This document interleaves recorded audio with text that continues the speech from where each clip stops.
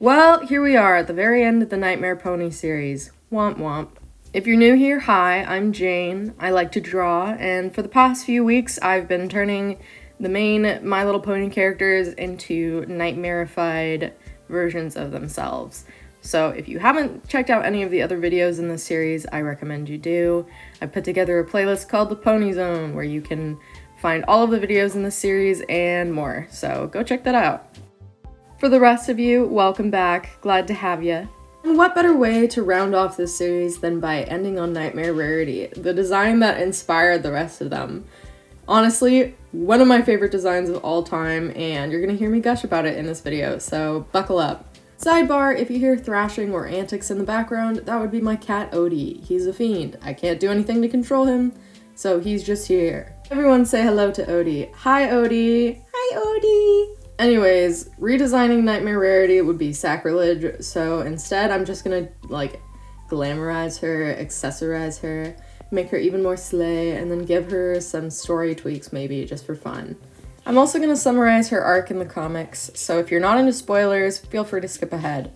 But first, a few quick things. Firstly, if you haven't checked it out already, I am currently part of a Kickstarter with a bunch of other talented artists, hosted by the fabulous Sophie Scruggs, bringing My Little Pony villain pins into the world. Now, this Kickstarter has been fully funded, hooray, but that doesn't mean you can't still pledge. There are some new designs that have been unlocked, including Flutterbat, Trixie, and Opaline, and there are now a bunch of add-on poster designs that will be holographic foil print. How exciting! Including my personal first holographic foil prints, this Rainbow Slash poster, nice, and introducing this the Great Pinkiachi poster. I'm very stoked about these two designs. I can't wait to see how they turned out. I don't know if you can tell in the mock-up, but the bolt over Rainbow Slash's eye will be holographic, and there will just be a lot of fun, glittery, holographic stuff on the Pinkiachi. Brings me to something that I'm very excited to announce because I've been cooking it in the background this whole time. But I'm pleased to announce that I will be doing an enamel pin set of the Nightmare Ponies. So if you'd like to pre-order those, they will be linked below in my store. They're at a discounted price, and they will be when they're fully made as a little thank you for ordering ahead of time. All of the designs will be 2.5 inches and will feature glitter, and Rainbow Slash and Pinkiachi will be glow in the dark, so please go check that out. I'm also pleased to share this month's Sticker Club design, Gummy Goo, from the new episode of The Amazing Digital Circus, as a 3x3 inch sticker. So if you would like this little guy showing up in your mail, please sign up to my Sticker Club. It'll be linked below. And lastly but not least, it's time for a fan art feature. Oh my gosh, you guys. As per usual, you rocked my socks off. It seriously makes my day when I'm tagged in these because it's like, oh, someone liked my design so much that they put time aside from their own day to make art of it, and that just makes me smile. So thank you guys so much. And for those of you watching, please take a moment to click through and be sure to follow them on Twitter, Instagram, respectively. Yeah. All right, and with that, into the video. So, the IDW comics, right? One of the very first arcs in the comics is about Nightmare Rarity and kind of explores what led to Luna's corruption 1,000 years ago, right? And whoever came up with this arc and this premise, I'm gonna kiss you square on the lips, with your permission, of course. But thank you so much for this. This is my favorite.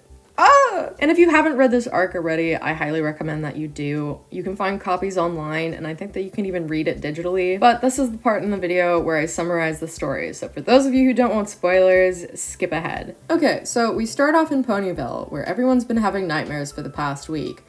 Twilight's just woken up from her own nightmare disappointing Princess Celestia because she's such a teacher's pet, she's such an egghead, whatever. She wakes up and she goes, oh my god, thank god that was just a dream.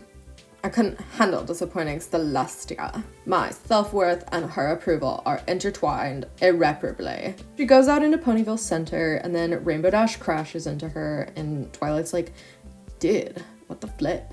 Rainbow Dash is like, oh, sorry, Twilight. I did not sleep too well last night. I had, crazy nightmares. And Twilight's like, oh my god, me too. And then we find out that everybody's been having nightmares, so everybody is psychologically tortured and sleep deprived right now. So Twilight's like, okay girls, I have an idea. What if we got a sleepover? And then the other main horses are like, oh my god, sleepover, sleepover, sleepover, yay, yippee! And then they proceed to each have their own respective nightmares that play off of their biggest fears as characters, and this is what I've based the other nightmare versions off of. Like, this moment in the comic is where all the other nightmare versions I've come up with, like, branch off of. Like, let's say, you know, instead Rainbow Dash had this nightmare and caved first, or Applejack caved first, etc., whatever. But yeah, so lore. Anyways, Rarity is the first one to crack, and she is whisked off in a cloud of smoke to the moon, and all the other ponies are like, what was that? I didn't like that. We gotta go get her. And Rarity's dream in the comic has to do with her insecurities about her friends not wanting to hang out with her anymore, and that's where they got her good, boys. Anyways, they enlist the help of Luna, and we learn that what has happened to Rarity is that she was taken by the Nightmare Forces. Ooh, spooky. And in the comics, they explain that this is why Luna went off the deep end like 1,000 years ago and got banished to the moon, was because she just caught the shadow virus and was super moody, and then Celestia was like, to the moon with you. Anyways, I don't know how true that is to the show, because I kind of stopped paying attention after season 3. I'm pretty sure they had something different with like the Tantabus or something like that. But I personally really enjoy the idea of the shadow forces, and this idea that like Nightmare Moon isn't necessarily like evil Luna, but its own entity that just takes on different vessels, like different hosts. Pretty damn cool in my opinion. So they got a foothold with Rarity, and now she's their new leader, or at least the host of their leader, I guess. I actually need to brush up on the comic itself. It's been a second. This is from memory. Guys, when I tell you the first time I saw Nightmare Rarity's design, jaw on the floor. I'm so sad that we never got to see this in the cartoon, but I'm very glad that it's like somewhat canon in the comics, because oh my god, look at her, oh my god. Anyways, there's something that's just so simple about her design that I just love. Like, they didn't give her wings or complicated armor or whatever, and I tried to channel some of that same simplicity into like the way that I designed the other Nightmare characters, but I don't know, I don't think any of them came close to this one, because perfection. I am a big fan of contrast, and her design is contrast.com. Like, the few streaks of white in her mane to keep her color palette so perfect. So perfect. So for this slight reimagining, I'd seen a few suggestions in the comments over the past few weeks that I really liked and wanted to implement. A few suggested like an evil pageant queen, something like Carrie. Ooh, that would have been so cool. Or someone suggested like an evil fashionista like Cruella de Vil, another direction that I really love. And someone else suggested she had like an evil queen type of angle, like from Snow White. So I wanted to play with that a little bit. Tried to marry these ideas a little bit, but it's kind of messy and nothing is streamlined. I'm basically just like throwing things at the wall and see what sticks, so bear with me. I just like playing around, I don't know what to tell you. So Rarity ultimately folded because of her insecurity over her friends wanting to hang out with her, right? So imagine if she doubled down into her vices and was like, okay, you know that episode where she makes her friends dresses and they're all like, yeah, but it could be better. We think we'd like some changes, please. And she's like, I made you these for free. Okay, imagine that, but times 100. Like, pouring herself into her work and building her ego to prove to herself that she doesn't need her friends like she thought she did. Hence, like, oh, I'm a super fashionista, high-end designer that everyone knows. I think it'd also be fun to see like a wholesale AU where the events of Snow White play out, just for fun, because also, I don't know if you guys have read the My Little Pony Pitch Bible, but Lauren Faust based a lot of Fluttershy around Snow White as a character, which I think is adorable.